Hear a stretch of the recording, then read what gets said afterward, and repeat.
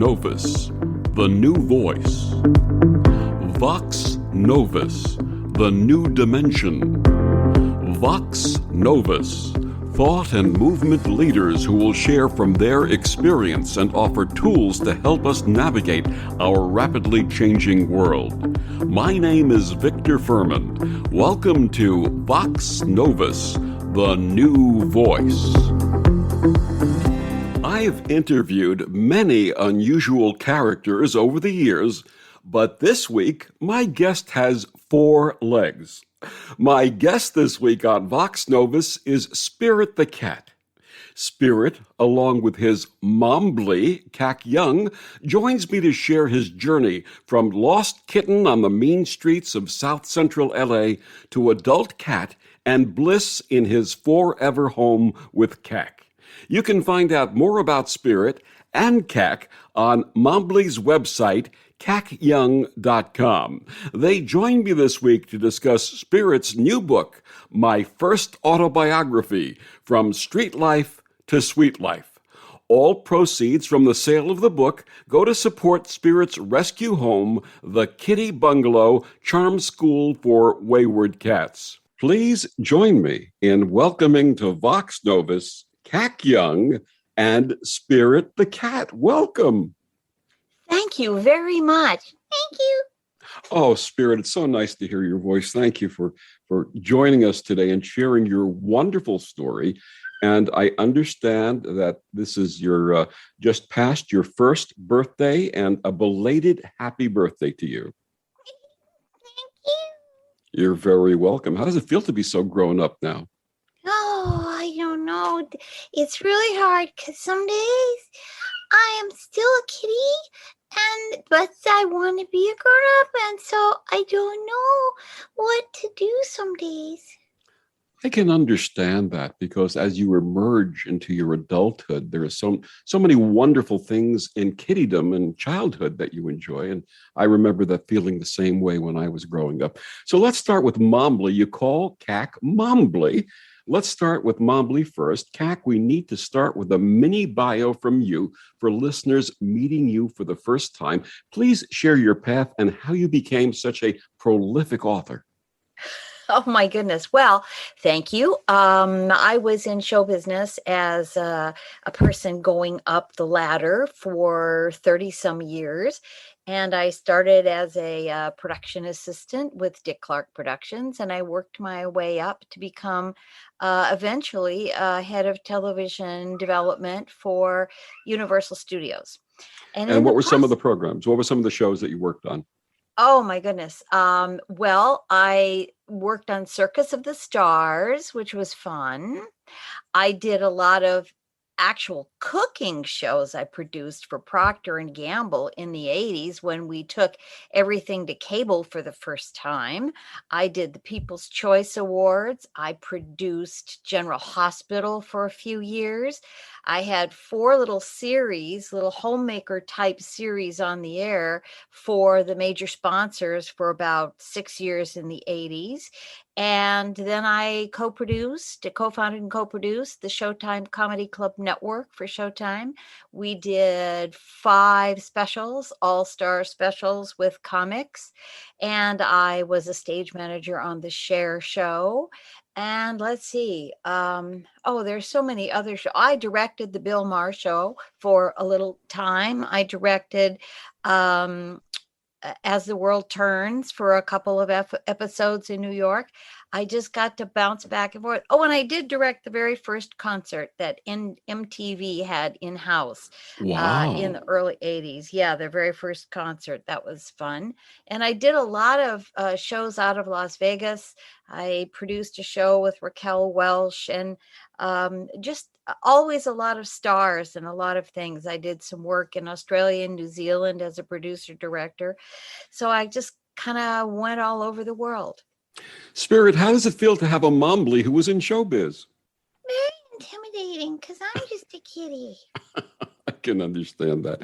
And Cac, for our listeners, again, meeting you the first time, tell us about how you got involved in writing books, especially books on spirit.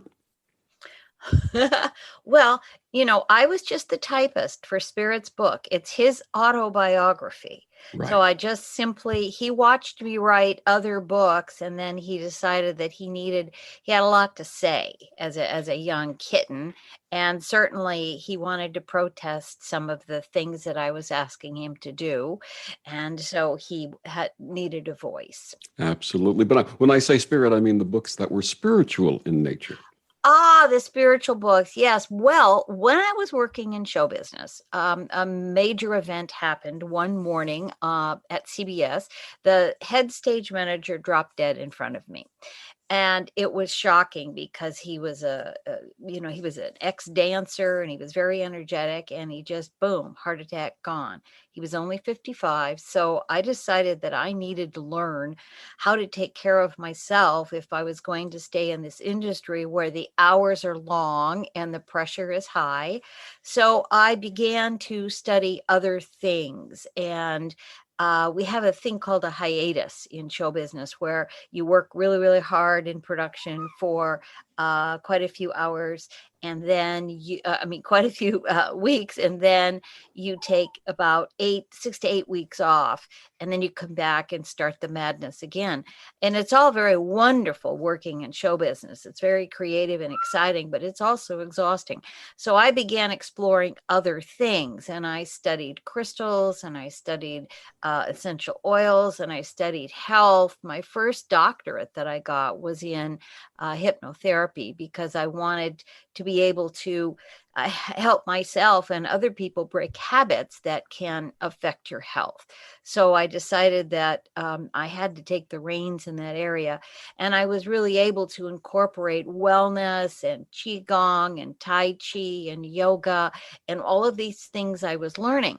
So when I got to a point when I left show business at the breakneck speed, I'm still in it as a consultant, and I'm currently writing a screenplay that I wanted to pass on what I had learned, because I was very fortunate to work with some of the great masters of the world in all of these areas. And I didn't want to leave this unsaid or undone.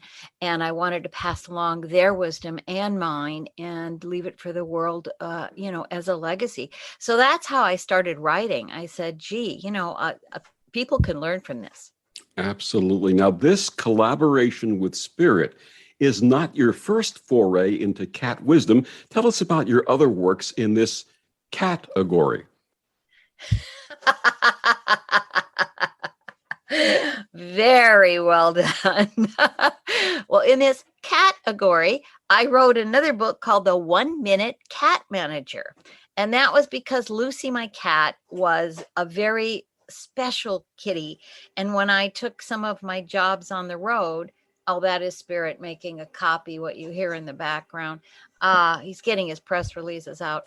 He, so Lucy was just amazing cat. And so I found myself gone a lot, and she became depressed, and she became very distant. And so I was learning Ken Blanchard's techniques of the 1 minute manager for work, and I decided to apply that to my cat. I had two at the time, and I decided to just give them 1 minute of full attention nonstop. The minute I walked in the door, nothing else mattered. It didn't matter if the phone was ringing.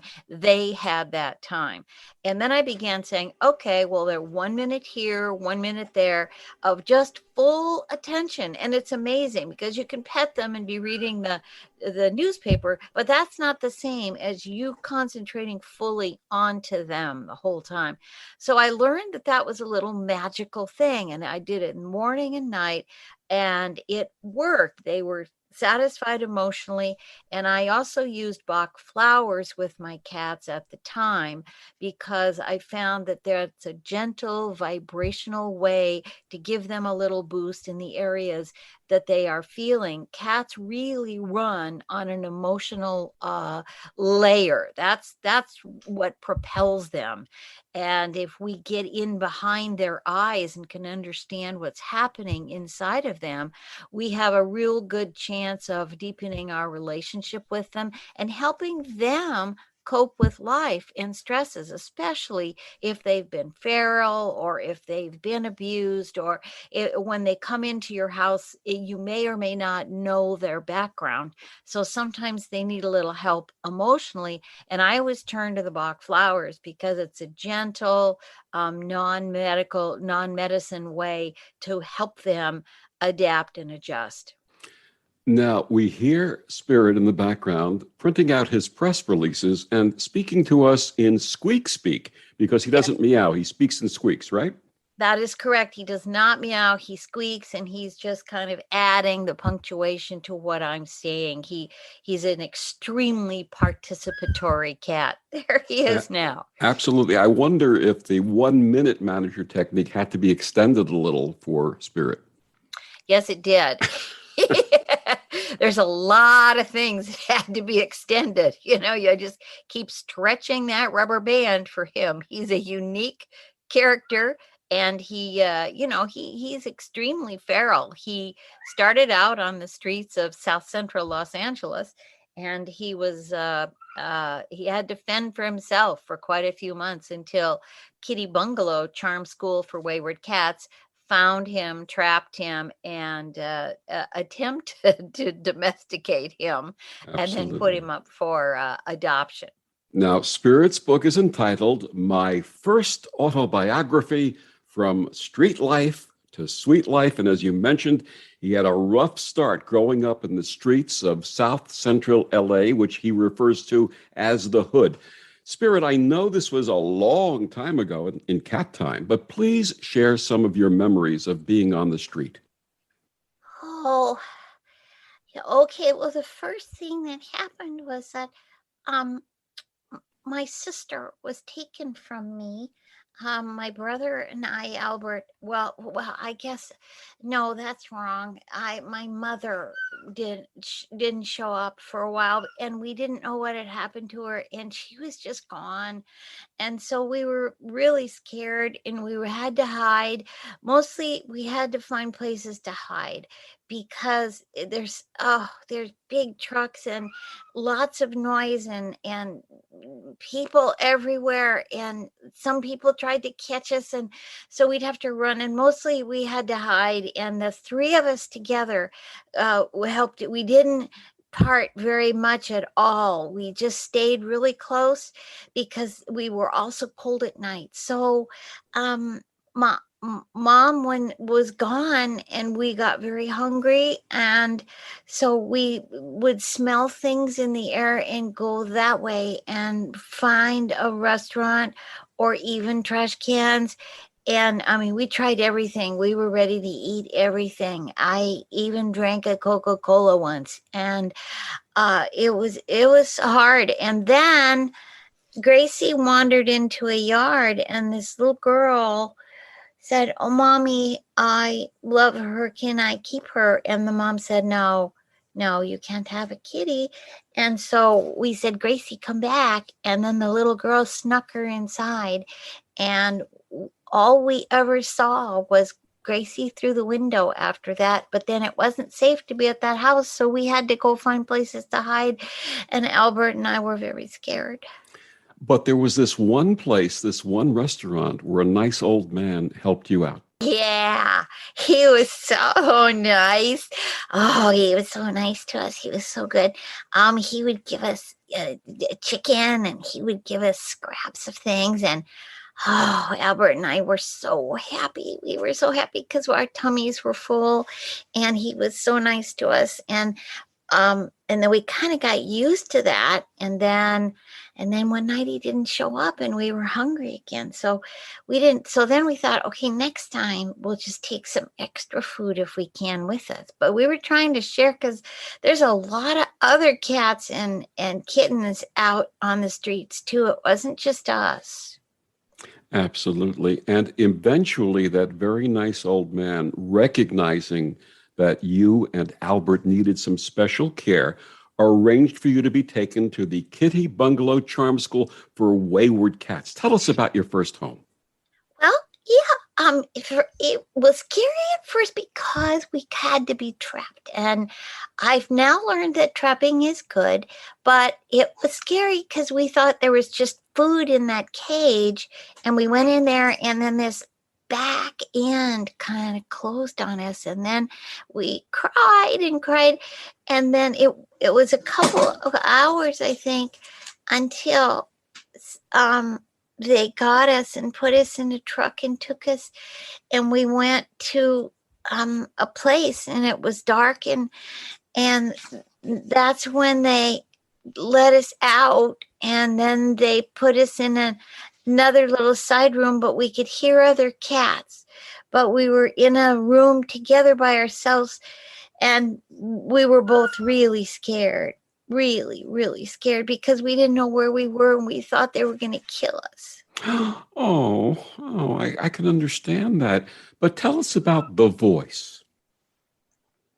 There was a lady who came by, and she was trying to tell us it was going to be all right. And we didn't believe it, because we'd heard stories on the street that sometimes they come get you and do awful things to you. And so we thought we were doomed. And so then she brought us some food and some warm blankets, and then that's the voice we heard for like the next 3 or 4 days. And so we said, okay, well, if the voice comes, then I guess we're okay. And every day we were just surprised that we were still alive. I'd look at Albert and I'd say, we made it through another day.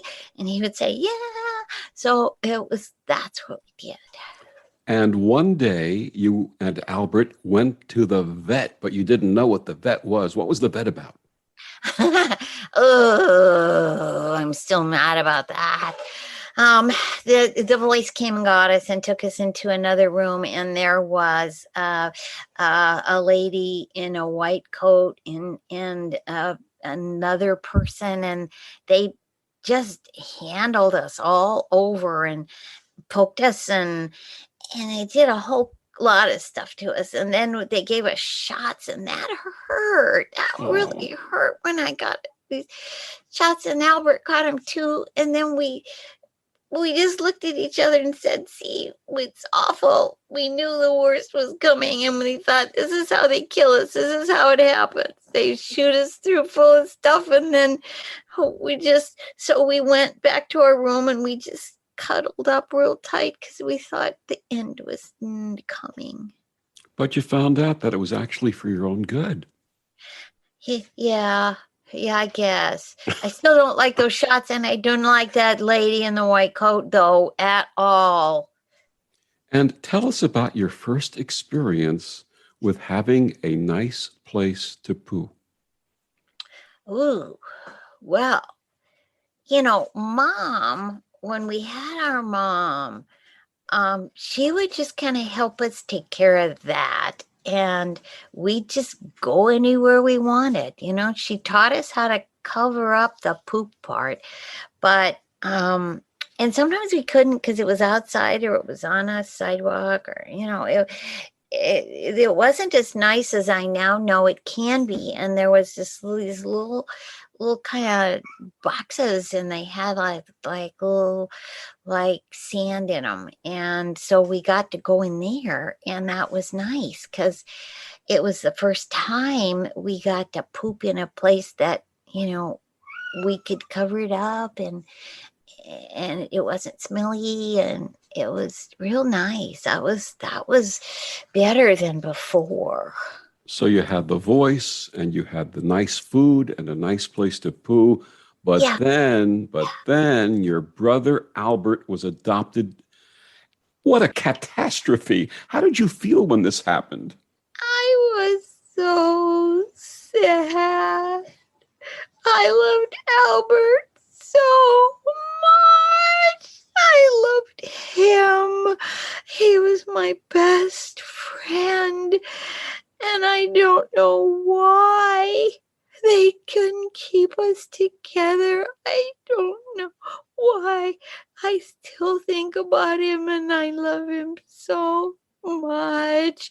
And they took him away and I didn't have a chance to say goodbye and we couldn't make plans and I didn't have Albert with me anymore. And that's when I really, really got scared bad. I was scared so bad.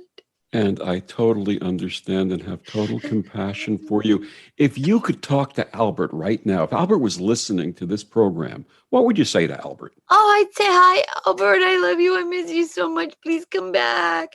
Please come back, Albert. I want to see you. We had so much fun. Albert, I love you. Oh, that is so sweet. My guests this week are Spirit the Cat and his Mombly Cac Young. Cac, please tell our listeners where they can get Spirit's book and find out more about him and about you. Well, thank you. He's just, well, I'm just petting him now. He's still recovering. That was an emotional moment for him. You can find his book. It's called My First Autobiography by Spirit the Cat, and it's on Amazon. You can find it on Amazon, and it's, remarkably inexpensive. 100% of the proceeds go to Kitty Bungalow so that they can rescue more cats just like Spirit and give them lives that are healthy and happy and forever. That is so wonderful and so generous. And what about websites?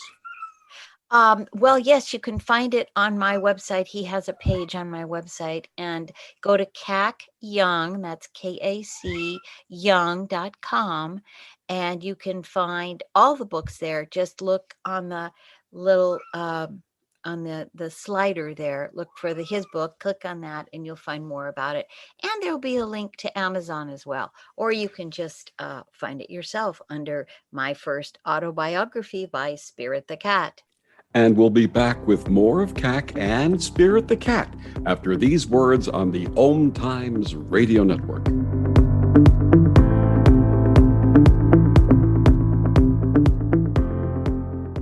Free your mind with Om Times Radio, IOM FM. Om Times Magazine is one of the leading online content providers of positivity, wellness, and personal empowerment, a philanthropic organization. Their net proceeds are funneled to support worldwide charity initiatives via Humanity Healing International. Through their commitment to creating community and providing conscious content, they aspire to uplift humanity on a global scale. Om Times, co-creating a more conscious lifestyle. Hello, I'm Sandy Sedgbeer, host of Om Times Magazine's flagship radio show, What is Going On? My passion is sifting through information, research, and innovations from new thought teachers, speakers, and researchers pushing back the boundaries of what we know about life, energy, metaphysics, and the universe. I love shifting perceptions about who we are, why we're here, and how quickly impossible becomes normal when we open our minds, expand our awareness, and accept that the only limits that exist are those we place upon ourselves. So if you're the kind of forward-thinking, eager investigator of what lies beyond the current reality that most perceive, why not make a date to come play with me in the field of possibilities at 4 p.m. Pacific Time, 7 p.m. Eastern Time every Thursday, and together we can discover what's really going on.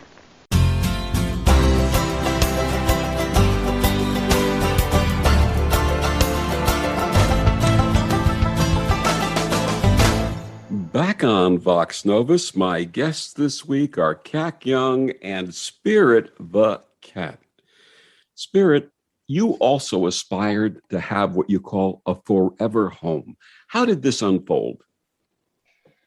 It was really a surprise. I was still getting over the fact that Albert was gone, and I was trying to make some friends there, and there was a couple of really nice cats. Jennifer was nice to me, and then we went to these things. I don't know what they call. I guess they're adoption fairs or something, and they put us all in these cages, and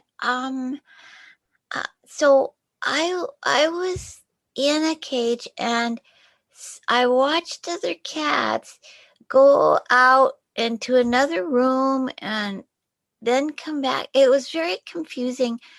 But people were talking about how great their cats were, and then some cats wouldn't come back with us at night to Kitty Bungalow. Some were just adopted, and I guess they got homes. And so I thought, well, maybe one day somebody will look at me and say, I want to take him home. And so I thought that would be good. And then I went back and then let's see, we had a couple more days, and then the voice came and said, Spirit, you have a new home. And I said, what? Because we weren't at one of those vent things, and I wasn't there in a cage. And I said, what? And then they said, yeah, they're gonna get you tomorrow. So I had to go see that white coat lady again, and I got poked and things. And then I didn't sleep all night long because I didn't know what that meant. And then in the morning, this person came, and there was this other purple carrier that was there, and I got put in that by the voice. And then I was in a back of a car. I think it was a car. It had wheels. And then we drove and drove and drove and drove and drove and drove and drove. And then I got put into the bathroom where I was going to stay for 2 weeks. And that was going to be my home. And I had one of those sandboxes in there. And so, and I got food brought to me and stuff. And then I just thought, no, I don't like this. I don't know these people. I don't know what to do. I want to go back to Kitty Bungalow. I want to see Jennifer. I don't like this. I don't like this. I don't like this. There's no cats. I want to go home. I want to go home. And so I cried, and that's how I started here. And That way. And what were your first impressions of Mombly, Dadley, and the other four-leggeds that you were introduced to? Oh, it was awful. I didn't like Mombly at first because she would come in and talk to me, and I didn't know who she was, and I didn't know. I didn't like it. And then Mombly kept coming back, and Mombly, well, she had to put things back because I at night I was busy, and I just put things that were up down, and so I needed to explore things, and sometimes things would be I dumped over, and so Momly would come in and fix that, and then she would tell me nice things, and she would try to pet me, and I would run away. And so it wasn't really nice for about the first week. I was just too scared, and I wanted to be back where I knew the people and the cats better. And then I heard barking. I didn't know what it was then. I mean, I'd heard it when I was on the street. I heard the sort of woof woof stuff, but I didn't know what it was, because at Kitty Bungalow they didn't have anything that went woof woof. And tell us about meeting the other cats and dogs. Well, there is an old cat, and his name is Socrates, and he's really furry, and he takes his time getting up and down the stairs, and I wanted to play. I thought, oh good, here's a kitty I can play. And he didn't want to play. He didn't like that. And so he didn't hiss, but he just looked at me like I should go away. So he didn't want to be my friend like Jennifer did. And so I would try and get him to play. I would jump on him, and I would kind of bite his ears, and I would do stuff like that. And he would just look at me, and then Mombly would come by and tell me not to do that and things like that. So, it wasn't the best. And now, he he doesn't think I'm cute. Other people in this house think I'm cute, and tell me I'm cute and love on me. And Socrates doesn't. He just kind of looks at me like he wishes I wouldn't be there. But Socrates is quite philosophical, isn't he? Yes, and he's very quiet, and he spends a lot of time thinking. And you also had, Socrates was like a new brother, you also had a new sister. Well, yeah. Yeah, Merlin Rose has gone over the Rainbow Bridge now. And yeah, and because boy, I on the streets I met some mean cats, but Merlin Rose she didn't like me from the day one, and she let me know it. She hissed at me, and one time she jumped on me, and Mombly had to come in and pry her off. And Merlin Rose wasn't with us very long after that. And when you heard about the Rainbow Bridge, how did it make you feel? Well, good, because Merlin Rose was going there, and I thought that would be a nice place for her. And, the Rainbow Bridge, Mombly says it's really nice there. She says it's really, really nice and pretty and happy. She says it's a happy place like Kitty Bungalow was. That's wonderful. So you were happy that she was there. Yeah. I was happy she was there, and I was also happy she wasn't here anymore. And tell us about the doggy members of your family. Oh, well, Tipsy doesn't like me.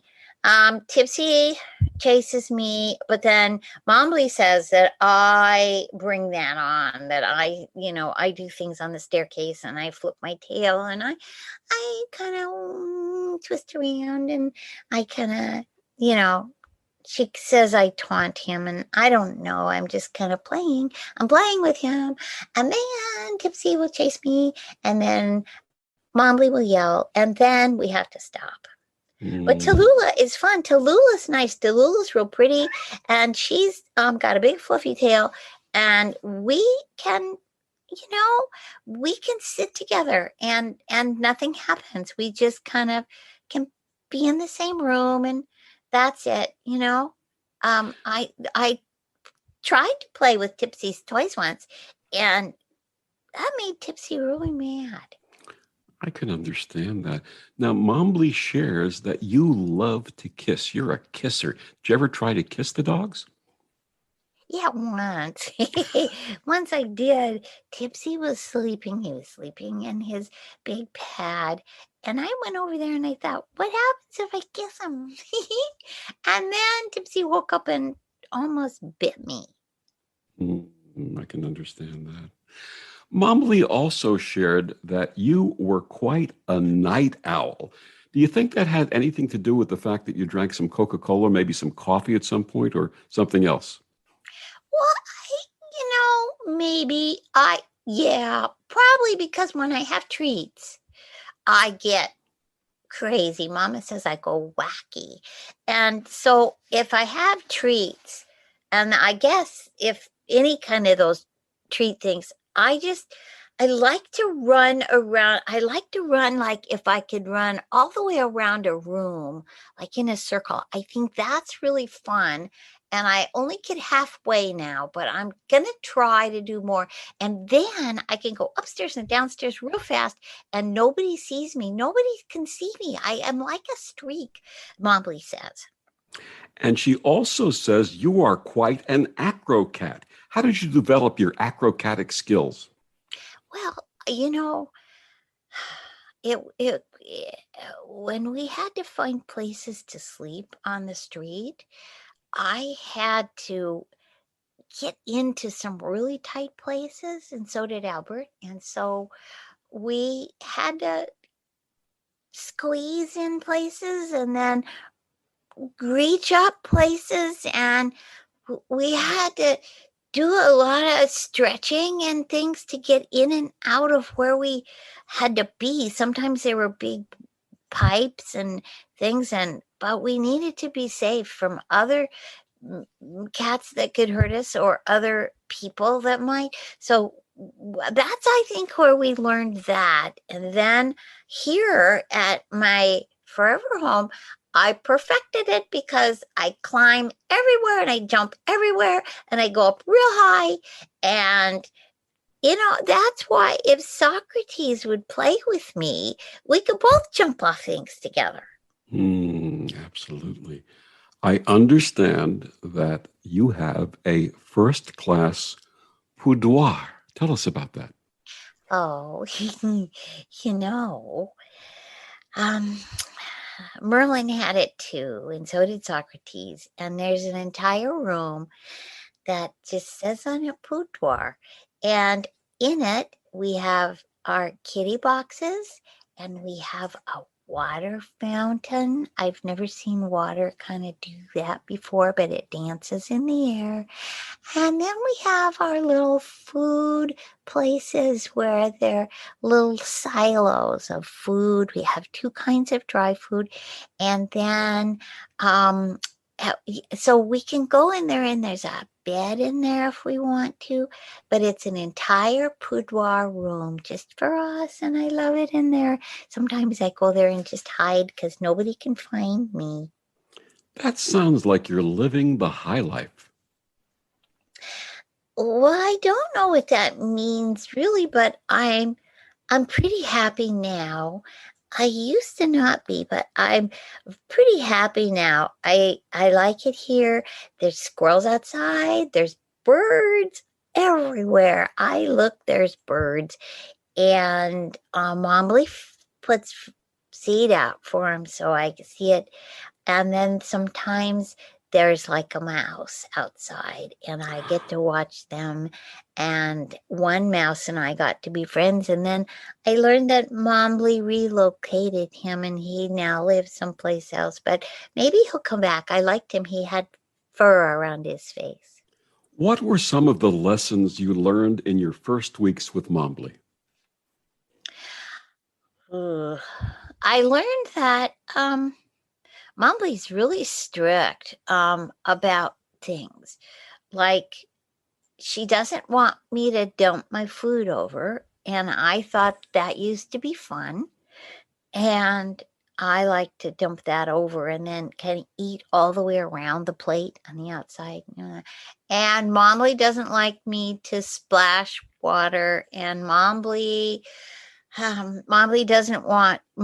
clips my nails because she doesn't want me tearing at things. And I like to tear at things. There were some things towels I could swing on and things that I really liked like that. And so there's a bunch of stuff I can't do anymore.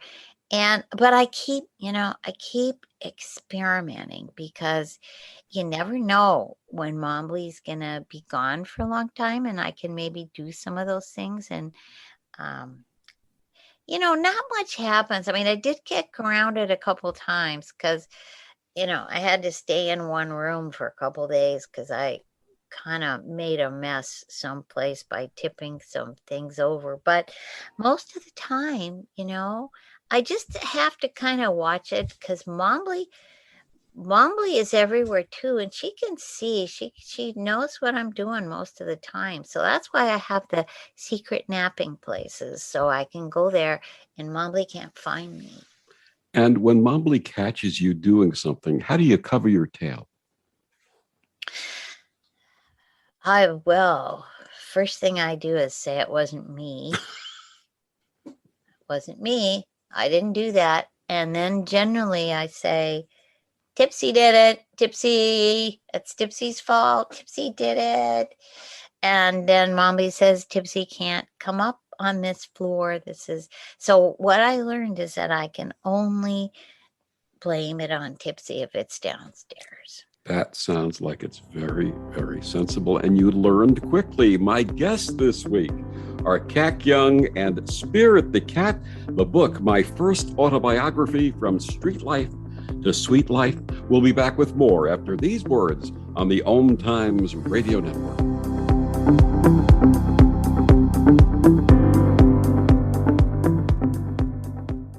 Humanity Healing International is a small nonprofit with a big dream.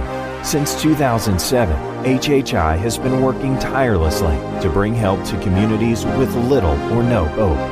Our projects are not broad mandates, nor are they overnight solutions, but they bring the reassurance that no one is alone and that someone cares. To learn more, please visit humanityhealing.org. Humanity Healing is where your heart is. So I'm a cat, and I just moved in with this new human, and she's got this little toy she's always playing with, all day long. Tap, tap, tap, tap, bloop, bloop. She can't put it down. There it is. Oh, and get this. She even talks to it. Last week, she asked it for Chinese, and guess what? Egg rolls showed up. Like magic. Humans have cool toys. A person is the best thing to happen to a shelter pet. Be that person. Adopt. Brought to you by the Ad Council and the ShelterPetProject.org. Hey, Dad, your prescription will be ready in just a minute. Hey, Dad, your laundry will be ready in just a minute. Dad, your lunch will be ready in just a minute. Hey, honey, why don't you take a minute? When you help care for a loved one, you give them as much time as you can. But it's just as important to take time for yourself. AARP can help.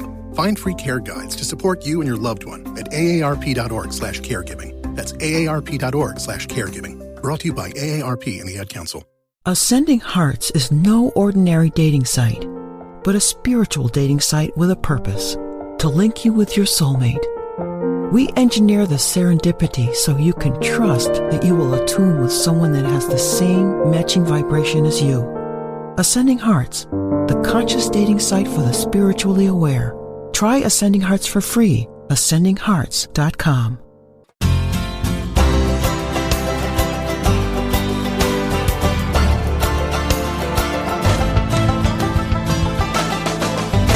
Back on Vox Novus, my guest this week, Spirit the Cat, and his Mombly Cat Young, his book, My First Autobiography, From Street Life to Sweet Life.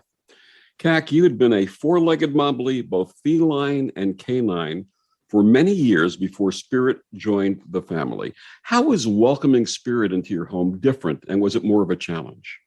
Oh, my. Yes. You know, they say that a picture paints 1,000 words. I think that's the quote.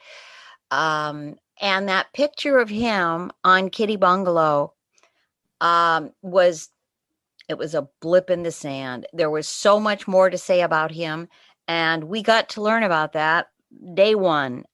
He, they just, he's a great cat. He's wonderful. He's sweet. He's been in a little bit in foster care for a couple days now, and he's great. And then we get him home and he turns into a berserk wild man. And it was quite a challenge. Now, the beautiful thing in his favor and our household's favor is the fact that I understand about pheromone colors and I understand about the Bach flower remedies. So I was able to immediately put vibrational medicine into this mix, which helped him calm down a little bit. And certainly, I don't know. We just needed to reduce his terror, make him feel comfortable, not expect too much of him, and then remember where he came from. So our drill was to really get inside his head and figure out how we could best just allow him to discover the territory here and the other people one step at a time. So we took it really slow, and it was about wanting to heal this little individual. How can we help him from his very rough start? How can we help him have a good life? And that kept motivating us. And that was the mantra over and over and over, because there were times, I really think that most people who had not had cats before and had not understood them may have returned him. Yeah, absolutely. You know, prior to reading your book, or I'm sorry, prior to reading Spirit's book, I was not familiar with the term pheromone color. Please explain that for our listeners. Well, the pheromone colors are really wonderful. They have them in their little spray canisters as well. You can spray them around an area, especially for cats when they're moving or they're going to the vet. There's even little pheromone wipes you can get to wipe the inside of the carrier to make them feel better. And what pheromones are really are just the things that make us happy too. It's, the oxytocins and the things in the brain that make us feel good and comfortable. It smells, if you remember the smell of baking bread as a kid, or maybe the smell of the apple orchard, or whatever it is from your childhood that makes you feel good, that's a pheromone. So they are specifically designed for cats, and they also have some for dogs as well. And you can put these little collars on them, and it really helps them calm down and adjust and feel really good, really at home in the environment. Spirit, you certainly loved rolls of paper towels. How did this manifest, and what deal did you eventually negotiate with Mombly? Yeah. Ooh, that's such a sore point. Yeah, I like them, and Mombly has them in pretty much every room because there's a lot of messes that are made in this house by some of us people with four legs. So Mombly has them, and I found that you can just get on them and you can run your hands there and just the paper everywhere, and then chew on them and rip them up. It's so much fun. The day I discovered that, I thought, oh, I'm so happy. And then Mombly saw that, and she said, we shouldn't do that. That's not really a good thing. So I did it in 3 rooms on the same day. And so then we had a talk, and so I can do 1 a week. Now, I can't do 3 in a day, but I can do 1 a week. And I think Mumbly uses the same one over and over, though. I don't get a new one anymore. I have to use the same one. But it's okay because she rolls it back up and then I can rip it. And that's what I do. I get a paper towel roll per week. So you have your one, and Mom keeps the bounty. Yeah. Okay. And I also understand that you were the mouse toy king. How many do you have, and how do you manage them? Right now I have 52. And what I do is I have them in secret places, and when I want them, I go find them. And then like this morning, I took one down. I took the turquoise one down in the kitchen, and Tipsy saw it, and Mombly had to take it out of Tipsy's mouth, and then it got washed because she didn't want me to have to, So it's in the cupboard with the other ones that got washed. And so then I said, okay, well, if they're going to get washed, I'll just baptize them because they have to be saved. I heard on TV, Mombly puts TV on when she goes. And so I listened to some preacher, and he said that people had to be saved and baptized, and if they weren't, they'd go to hell. And I didn't want my mice to go to hell, so I baptized them in the water fountain downstairs. And then that's when Tipsy took some out, and Tipsy crunched them, and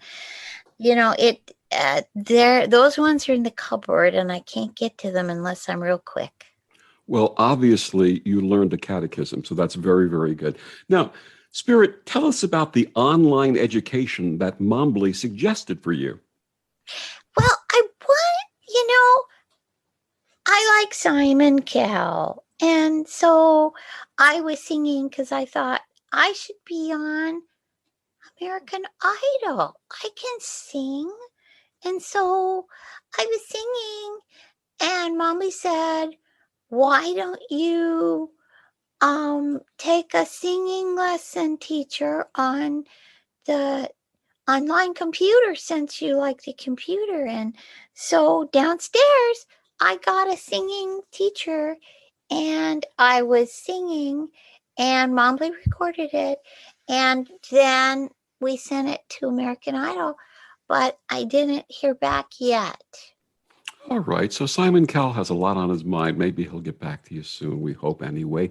And you also told Mombly that you wanted to learn French. Why? Well, I saw, going back to TV shows, I saw a French kitty, and she was really pretty. And then I saw French things, and I had a croissant once on the streets. I had part of a croissant, and my Mommy said they come from France. And so I said, why don't I learn French, Mommy? Then I can talk to the kitties in France, and maybe I can go, because Mommy has a book in her bookshelf that says The Cat Who Went to Paris. And I said, I should go, can we go? And she said, sure, I could learn French. And so I signed up, and I'm learning cat French. That's wonderful. Thank you for sharing that. And Kat, getting back to you, you offer a lot of wonderful advice for those of us who are shepherding our four-legged friends. One of them is about 4th of July celebrations. How may we keep them safe and reduce their fear from fireworks? Well, that's a huge problem everywhere. And I think that unfortunately, pets are secondary to people's pleasure. I know we've experienced that just in our own tiny little cul-de-sac here, that people across the street thought it would be just fine to add to the noise and send off fireworks, 20 feet from the front room here. And it scared all of the pets here so badly. And I just think that we have to protect the pets from that by putting them in a separate room, by turning some music on, by giving them a stress reducer in the form of Rescue Remedy or a pheromone collar or pheromone spray, and keep them away from the fireworks. And it's, I personally think people can just go to where the fireworks are and not have to set them off in their own backyard.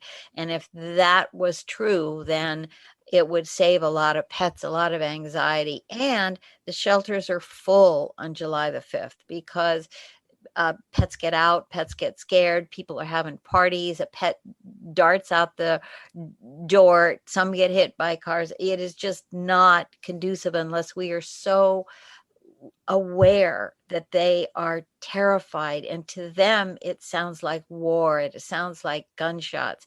And to Spirit, who came from a very active neighborhood, there were a lot of gunshots, and he is very sensitive to those kinds of noises. I mean, the neighbor here can start off with his nail gun, and that terrifies Spirit as well. So we are very careful about that. And I think keeping pets safe, keeping them locked away, keeping them medicated as best we can and as gently as we can, and stay with them. I generally try to stay with the pets during the loud noises and just reassure them that this will pass and it's fine and we're safe.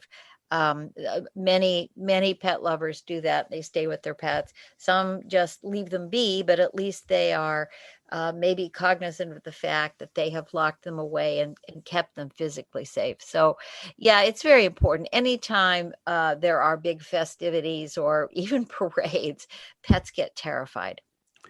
And this book is filled with wit and wisdom. So, Spirit, this was your first autobiography. Is there more to come?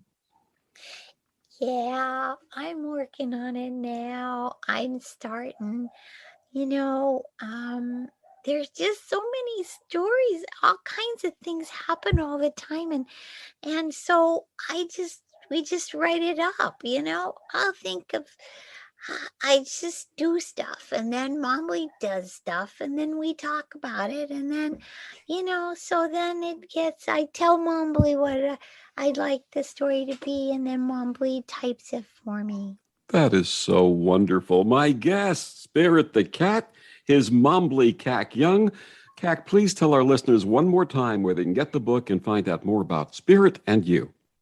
Okay, you can go to cacyoung.com. That's KACYOUNG.com, and you'll find that Spirit's book has a page there. You can go to Amazon.com and just Google the book, My First Autobiography by Spirit the Cat, and you'll find that there. And all the proceeds of the Kindle version and the print version go to support Kitty Bungalow Charm School for Wayward Cats that helps other cats get off the street, get into homes, and have better, happy, healthier lives. And also the adopter gets the rewards of having a loving and grateful purr factory in their own home. That is absolutely perfect. Thank you so much for joining us today, Spirit and Cack, and sharing your story. Thank you. I love you. Oh, I love you too. And thank you for joining us on Vox Novus. I'm Victor, the Voice Furman. Have a wonderful week.